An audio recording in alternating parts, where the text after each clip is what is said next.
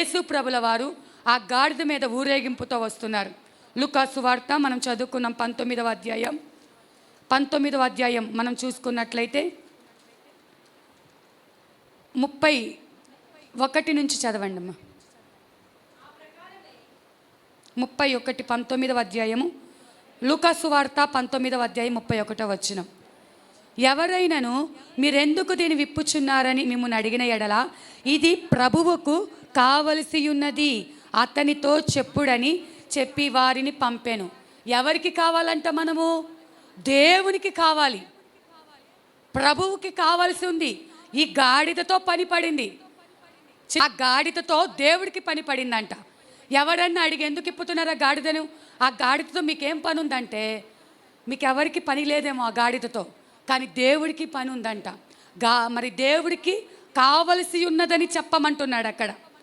అయితే పంపబడిన వారు వెళ్ళి ఆయనను తమతో చెప్పినట్టే కనుగొని ఆ గాడిద పిల్లని విప్పుచుండగా దాని యజమానులు, మీరు గాడిద పిల్లని ఎందుకు విప్పుచున్నారని వారు అడిగిరి. అందుకు వారు, ఇది ప్రభువుకు కావలసి ఉన్నదనిరి.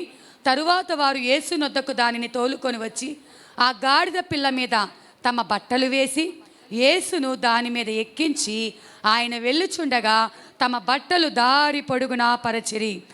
గాడిదను అలంకరించారు. యేసు ప్రభుల కోసం గాడిదను అలంకరించారు. మనము దేవుని సొత్తు అయితే మనం కూడా అలంకరించబడతాం. మనం దేవుని దగ్గరికి రాకపోతే, దేవుని పని చేయకపోతే, దేవుణ్ణి మొయ్యకపోతే, నా వల్ల కాదు అని లోబడకపోతే నువ్వెప్పుడు పడి ఉన్న స్థలములో పడి ఉండవలసిందే. మన స్థితి ఎప్పటికీ మారదు. మన దేవుడు మనకు సువార్త ద్వారా మన దగ్గరకు వచ్చి మన బంధకాలు విడిపించబడిన తర్వాత దేవుని మొయ్యటానికి సిద్ధముగా, దేవుని పని చేయటానికి సిద్ధముగా, దేవుని చిత్తం నెరవేర్చడానికి సిద్ధముగా ఆయనను మొయ్యడానికి ఇష్టపడినట్లయితే నీవు అలంకరించబడతావు. హల్లెలూయా. నీ రాజు నీ సౌందర్యమును కోరుకుంటున్నాడు. ఆయనకి ఏం కావాలి? నీ సౌందర్యం కావాలి. ఆయనకి ఏం కావాలి? నువ్వు అలంకరించబడటం కావాలి. నువ్వు అందంగా అలంకరించబడటం ఆయనకు కావాలి. రాబోతున్నటువంటి రారాజుకి అలంకరించబడిన వధువు సంఘంగా నీవు ఉండాలి. ఇంకా నేను ఇలాగే ఉంటా, నీ పాపంలోనే ఉంటా, నీ కుళ్ళులోనే ఉంటా, మురికిలోనే ఉంటా, నేను ఇక్కడే ఉంటా, నేను దేవుని దగ్గరికి రాను, నేను దేవుని పని చెయ్యనంటే దాని బ్రతుకు ఎప్పుడు ఆ గాడిద బ్రతుకు మురికి గుడ్డలు మోసేటట్టుగానే అలాగే ఉండిపోతుంది. ఎప్పుడైతే దేవుని స్వరము విని దేవుని మాటకు లోబడి శిష్యులు వచ్చినప్పుడు, ఆ శిష్యులు ఎవరు అంటే సేవకులు నీ దగ్గరకు వచ్చి దేవుని ప్రేమను నువ్వు కావాలంటమ్మా, నువ్వు దేవునికి అవసరం అంట, నీతో దేవునికి పని ఉందంట అని సేవకులు వెళ్ళి గాడిదతో చెప్పి ఉంటే ఆ గాడిద ఏం చేసింది? లోబడి వచ్చింది. లోబడని గాడిదలు ఈ లోకంలో ఎన్నో ఉన్నాయి. హల్లెలూయా. లోబడనివి, మేము మొయ్యము అనేవి, మాతో కాదు అనేది, ఆ దేవునితో మాకు పని లేవు అనే గాడిదలు లోకంలో చాలామంది ఉంటూనే ఉన్నారు. అయితే ఇప్పుడు అందరూ కూడా సంతోషముతో వారందరికంట దేవుడు చేసిన అద్భుత కార్యాలు గుర్తొచ్చాయంట. ఇప్పుడు వారు ఏమని స్తుతిస్తున్నారు? మరి ఆయన వెళ్ళుచుండగా తమ బట్టలు దారి పొడుగున పరచిరి. కృప వలనే, నా మట్టుకు నేనేది కాదు, నా యొక్క జ్ఞానము కాదు, నా చదువు కాదు, నా బలము కాదు, నా అందచందాలు కాదు, నా అధికారం కాదు, నా కులం మతం అంతకంటే కాదు, ఇప్పుడు అన్నీ దేవుని పాదాల యొద్ద మేము పెట్టి ఉన్నాం అని అక్కడున్న వారందరూ వస్త్రాలంట ఆ గాడిద మీద యేసుప్రభుల వారు వస్తుంటే యేసుప్రభు పాదాల కింద వస్త్రాలు పరుస్తూ ఉన్నారంట.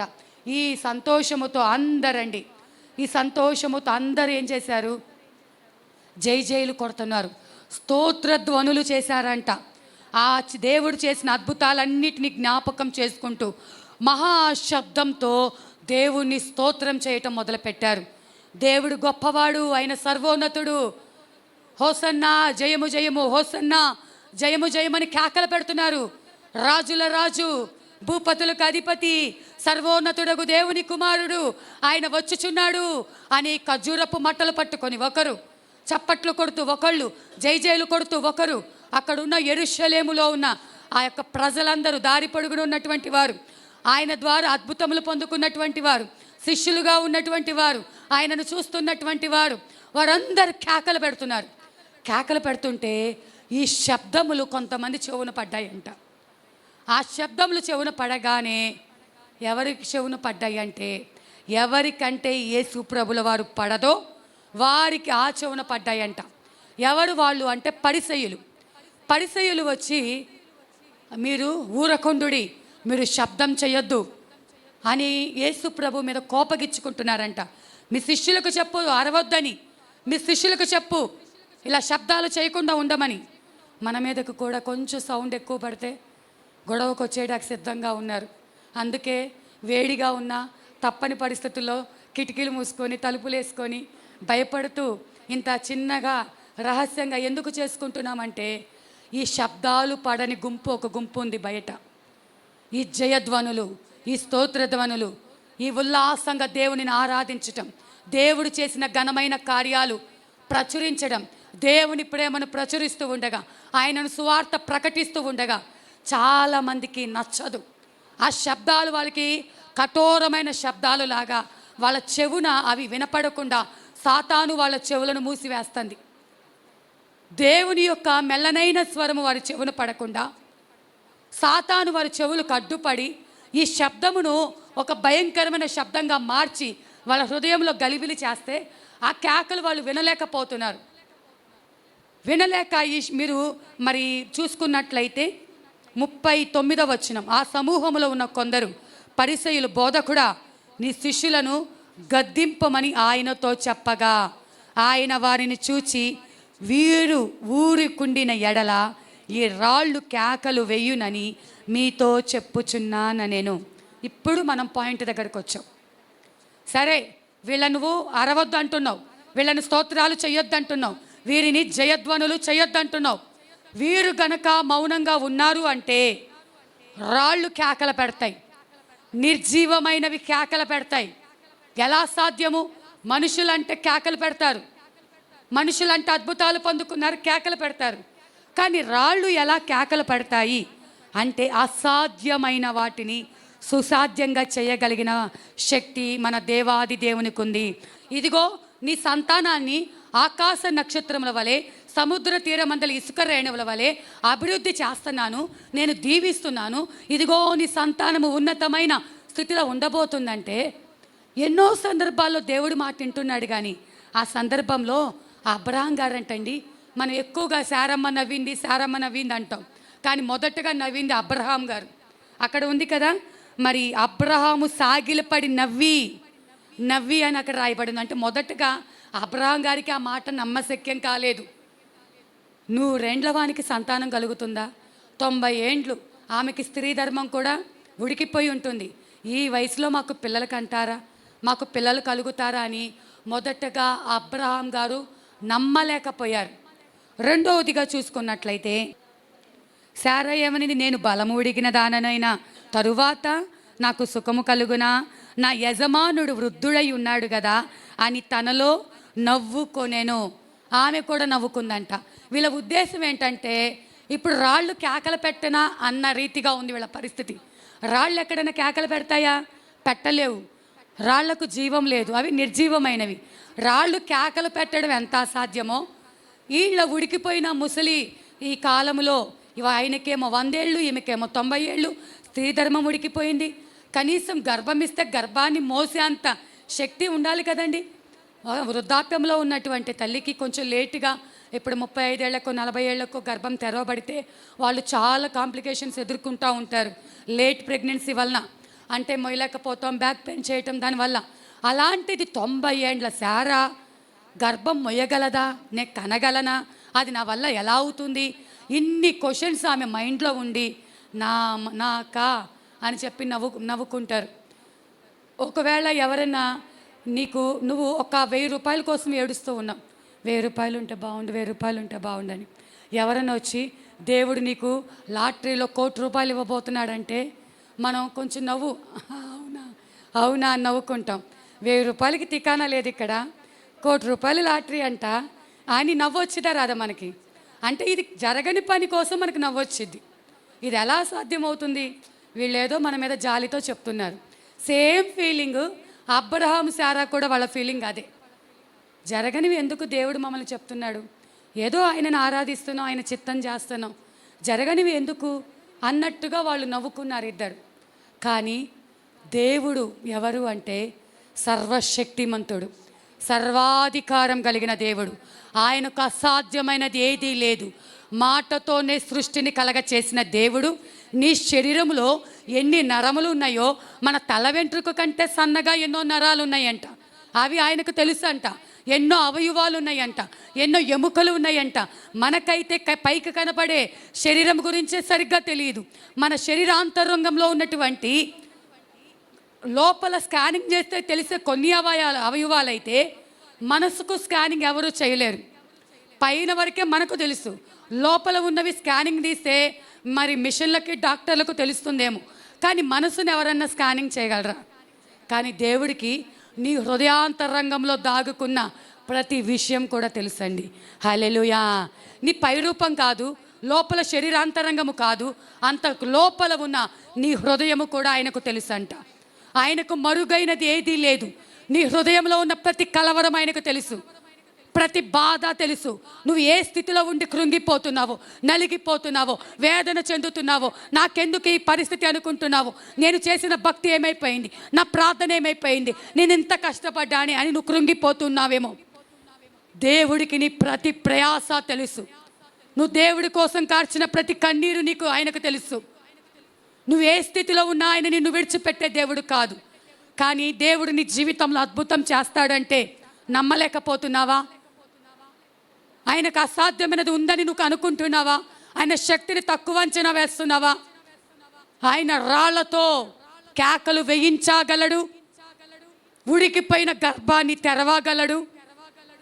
మనకు ఇంక దిక్కు లేదు, చావే శరణ్యం, ఈ బ్రతుకెందుకు అనుకుంటున్న మన జీవితాలలో ఎండిపోయిన మొద్దును చిగురింప చేసిన దేవుడు మన జీవితాలను కూడా చిగురింప చేయగలడు. హల్లెలూయా.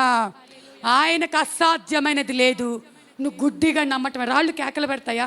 నువ్వు చెప్తే కేకలు పెడతాయ్యా. మనం నమ్మేయాలంతే. నువ్వు చెప్పావంటే అవి కేకలు పెడతాయి. ఆయన ఏం మాట చెప్పినా నువ్వు కంప్లీట్గా డిపెండ్ అయిపోవాలి, ఆయన మీద ఆనుకోవాలి. అప్పుడే ఆయన యొక్క అద్భుతాలు నీ జీవితంలో పొందుకోగలుగుతాం. హల్లెలూయా. ఇద్దరు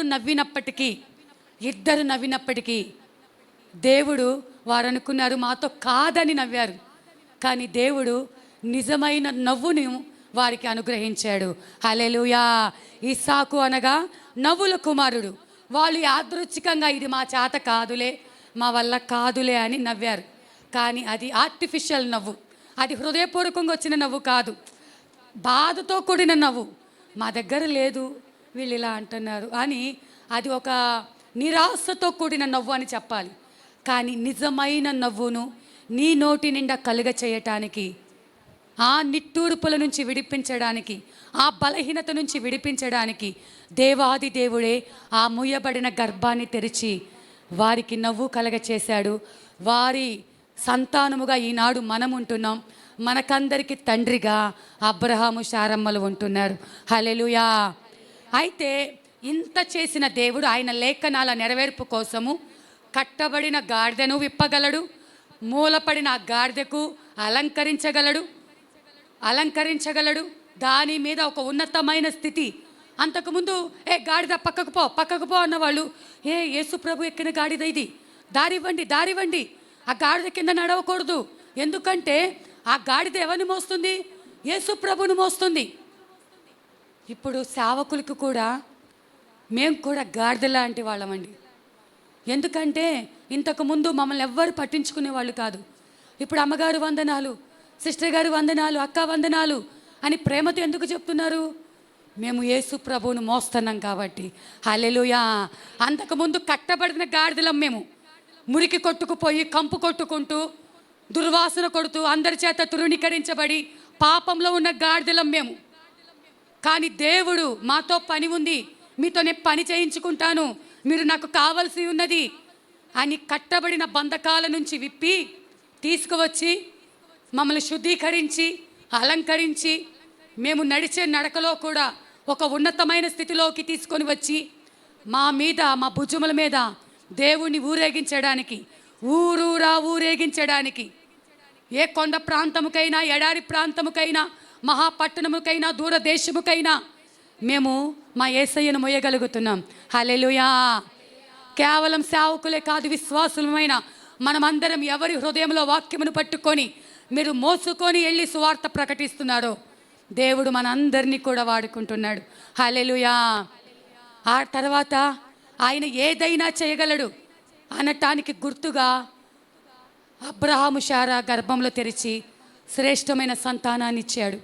ఇప్పుడు మనం మొదట చదువుకున్నవి ఇక్కడ వీరు పరిసయ్యులు వచ్చి, అయ్యా నీ శిష్యులకు చెప్పు, వాళ్ళని ఊరకుండమని చెప్పు, వాళ్ళ కేకలు మాకు నచ్చటం లేదు, వారి యొక్క స్తుతి ధ్వనులు మాకు నచ్చటం లేదు, ఎందుకు ఏం గొప్ప ఉందని వాళ్ళు కేకలు పెడుతున్నారు, అందరిని ఊరకుండమని అంటే దేవాది దేవుడు అంటున్నాడు, వీళ్ళ నోళ్ళను మూపించవచ్చు, ఒకవేళ వీళ్ళు మౌనంగా ఉంటే ఈ రాళ్ళు కేకలు పడతాయి. ఆ రాళ్ళు ఎవరో తెలుసా? నిర్జీవమైన స్థితిలో ఉన్నటువంటి ప్రాణము లేనివి. చూద్దాం ఆ రాళ్ళు ఎవరో. కీర్తనల గ్రంథము 135వ కీర్తన 18వ వచనం. ఏంటంట? వెండివి బంగారు అంట. వీటికి ఏమైనా ప్రాణం ఉందా అంటే ప్రాణం లేదు. వీటిని చేసుకుంది ఎవరంట? మనుషులు చేతులతో చేసుకున్నారు. నోరు తయారు చేశారు, వీళ్ళే పెట్టారు నోరు. ఆ నోటితో మాట్లాడట్లేదు. ముక్కుందంట, కానీ ఊపిరి లేసమైనా లేదంట. ఈ బొమ్మలు జీవము లేకుండా ఉన్నాయంట, మట్టి బొమ్మలుగా ఉంటున్నాయంట. బంగారంతో కూడా కొంతమంది చేసుకుంటారు, వెండితో కూడా చేసుకుంటారు, ఎన్నో మొక్కుబళ్ళు చేసుకొని మేము ఇలా సమర్పించుకుంటాం. ఈ మనుషులు ఆరాధించేవి ఏవి కూడా వాటిని కాపాడలేవు. ఇవి అలాంటి వాటిని నమ్ముకొని మనుషులు కూడా రాళ్లలాగా మారిపోయారు, కఠినమైన మనసుతో ఉన్నారు. కానీ దేవుడు అంటున్నాడు, నీవు వీళ్ళని నోళ్ళు మూపిస్తున్నావు కదా, దేవుని బిడ్డలు నోళ్ళు మూపిస్తున్నావు కదా, దేవుని వెంబడించే వాళ్ళు నోళ్ళు మూపిస్తున్నావు కదా, దేవుడు కార్యం చేస్తే అలాంటి బండ హృదయాలని కదిలింపచేసి వారితోనే స్తుతులు పలికించగలడు. హల్లెలూయా. ఎంతమంది దేవునికి విరోధంగా మాట్లాడుతున్నారో వాళ్ళతోనే జైజైలు కొట్టించగలడు. సర్వోన్నతుడైన దేవుని కుమారుడని నిర్జీవమైన బండ హృదయాలతో దేవుని ఎరగని జనాంగమును అలా ఎన్నుకోబట్టే నేను ఒకప్పుడు రాయిని, ఒక బండరాయిని 18 సంవత్సరాల వరకు. నిర్జీవమైన నన్ను దేవుడు పిలుచుకున్నాడు కాబట్టి, నాకు జీవాన్ని ఇచ్చాడు కాబట్టి, ఒకప్పుడు ఏ స్పృహ లేకుండా నేను కూడా వాటిని ఆరాధిస్తూ పూజిస్తూ అవే గొప్పవి అనుకుంటూ ఉన్నాను. అయితే వాటితో కలిసి నేను కూడా రాయిగా మారిపోయానని దేవుడు నన్ను చూచి నా పట్ల ఒక ప్రణాళిక కలిగి, ఆ నిర్జీవమైన స్థితిలో నువ్వు వద్దమ్మా, ఆ రాయిలాగా నువ్వు ఉండద్దు అని తన ప్రాణాన్ని నా కోసము పెట్టి, నిర్జీవంగా ఉన్న నాకు ప్రాణమును పోసి తన ఆత్మతో నింపి అభిషేకించి ఇప్పుడు ఆయనను స్తుతించే గొప్ప ధన్యతను దేవుడు అనుగ్రహించి ఉంటున్నాడు. హల్లెలూయా. ఇక్కడున్న మనమందరము కూడా చాలా సందర్భాలలో ఇలాగే బ్రతికిన వారము. దేవుని ఆశ్రయించామని పైకి చెప్పుకున్నా చాలా సందర్భాలలో విగ్రహారాధన, లోక సంబంధమైన ఆశలతో ఉన్నటువంటి వారం. దేవుడు మనల్ని దర్శించి మన పక్షాన గొప్ప కార్యం చేయాలని, మన నోటితో స్తుతులు పెట్టాలని. ఒకప్పుడు ఆయన ఎవరో మనకు తెలియదు. యేసు ప్రభువా పలానా కులం దేవుడు కదా, పలానా మతం దేవుడు కదా, లేకపోతే అమెరికా వాళ్ళ దేవుడు కదా అని అందరిలాగానే మనం కూడా అనుకున్నాం. కానీ ఆయన ఎవరో తెలిసింది ఇప్పుడు. ఆయన ఎవరో తెలిసాక కూడా నువ్వు రాయిలాగా ఉంటావా? మౌనంగా ఉంటావా? స్తుతించకుండా ఉండగలవా? ఆరాధించకుండా ఉండగలవా? ఎంతమంది వచ్చి నీ నోళ్ళు మూపిస్తే ఈ శబ్దమును మూపించగలరు. హృదయాంతరంగంలో పెట్టే మొరను ఎవరన్నా ఆపటం సాధ్యమా? పైకి వినపడే శబ్దమును ఆపగలరేమో, హృదయాంతరంగంలో నువ్వు దేవుని కోసం పెడుతున్న ఒక మొర్ర, నీ హృదయము కేకలు పెడతా ఉండాలి. నీ హృదయము దేవుని దగ్గర ప్రార్థన చేసుకుంటూ ఉండాలి. నువ్వు ఎప్పుడైనా ఉపవాసంలో ఉండి కానీ అలసిపోయినప్పుడు, అయ్యో ప్రార్థన చేసుకోలేదు, నీ అలసిపోయి పడుకున్నానని నువ్వు నిద్రపోయి చూడండి, నువ్వు పడుకున్నా నీ ఆత్మ దేవుని సన్నిధిలో మొర పెడతా ఉంటుంది. ఈ అనుభవం మరి ఎంతమందికి ఉందేమో కానీ నేను చాలా సమయాలలో నేను అలసిపోయి అలా పడుకున్నప్పుడు సడన్గా మెలకు వస్తే అప్పటికి నా ఆత్మ ఇంకా ప్రార్థన చేస్తున్నట్టుగానే హృదయంలో ఒక తేడా కనిపిస్తుంది. మనకు ఒక స్పర్శ మనం అనుభవిస్తాము. శబ్దమును ముయ్యగలరేమో, దేవునితో సహవాసాన్ని ఎవరు ఆపగలరు? ఒకవేళ మనము నాకు ప్రార్థన చేసుకోవడానికి ఇబ్బంది అండి, మేము పనిచేసే చోట, మేము అద్దెకుంటున్న చోట, మా చుట్టుపక్కల అంటే అది మనకు అడ్డు రాకూడదు. దేవునికి కావాల్సింది నీ అంతరంగం. ఆయన చూసేది కూడా నీ అంతరంగమే చూస్తాడు. నువ్వు అంతరంగంలో మొరపెడుతున్నావా, ప్రార్థన చేస్తున్నావా లేదా? ఆయనకు కావాల్సింది అది. గొంతు పోయేటట్టు ఇలా కేకలు పెట్టి నా దేవుడు మంచివాడు, నా దేవుడు సజీవుడని నేను ఇలా చెప్పి లోపల నేను దేవుణ్ణి ఆరాధించకుండా ఉంటే ఎంత కేకలు పెట్టినా అది వ్యర్థము. దేవుడు కోరుకునేది మన మనస్సు. ఈ పరిసయ్యులు వచ్చి ఎంత అడ్డుపడుతున్నారో అంటే మా నోళ్ళు మూపిస్తే ఇంకొక రాయి జీవం పొందుకుంటుంది. హల్లెలూయా. మన కుటుంబాలలో దేవుడు లేడు అనేవారు ఎంతమంది ఉన్నారు? దేవుని సన్నిధికి రాలేని వారు ఎంతమంది ఉన్నారు? ఒకవేళ నిన్ను దేవుని సన్నిధికి రావడానికి అడ్డుపడుతున్నారేమో, నిన్ను ఎగతాళి చేస్తున్నారేమో. ఒక్క నోరు నీ నోరు మూపిస్తే దేవుడు కార్యము నీ పక్కనున్న ఆ రాతిలో జరిగిస్తాడంట. ఆ రాయే స్తుతించేదిగా, ఆ రాయే నిన్ను రామ్మ మందిరానికి వెళ్దాము అని తీసుకుని వెళ్ళేటట్టుగా మార్చగలదు. అది మొదటగా నీతోనే సాధ్యము. పరిసయ్యులు కాదు కదా, మతోన్మాదులు కాదు కదా, ఈ లోకమంతా ఏకమైన ఆయన నుంచి ఎవ్వరు వేరు చేయలేరు. నీ నుండి నన్ను ఎవ్వరు వేరు చేయలేరు. ధనమైనా ధాన్యమైనా ఈ లోకంలో మనుష్యులైనా ఆయన నుండి మనల్ని ఏది వేరు చేయలేదు. నాకు వాక్యం చెప్తూ ఈ పాటలన్నీ గుర్తొస్తాయి, కానీ పాడటానికి గొంతు లేదు. పాడటానికి గొంతు లేదు. హృదయంలో ఒక ఆశ. అసలు ఆ పాటలు పాడుతూ ఉంటే ఆనందించుకుంటూ పరవశించిపోతూ దేవునిలో లీనమైపోయి, ఎంత గొప్ప శత్రువైన, కరువైన, ఖడ్గమైన దేవుని నుండి మనల్ని ఎప్పుడు ఎవ్వరు ఏది ఎడబాపలేదు. ఆ తీర్మానంతో మనం ఉండాలి. ఎక్కడో మూల కట్టేసి ఉన్న గాడిదలను విప్పగలడు, ఎక్కడో నిర్జీవమైన రాళ్లలో జీవాన్ని ఇవ్వగలడు. మనం అనుకుంటున్న మన పరిస్థితుల్లో ఇది జరగదు అని నువ్వు అనుకుంటున్నావేమో, ఈరోజు నువ్వు డేట్ నోట్ చేసి పెట్టుకో. దేవుడు తప్పకుండా జరగని ప్రతి కార్యాన్ని జరిగించి నీ నోటి నిండా నవ్వు కలగ చేయగలడు. హల్లెలూయా.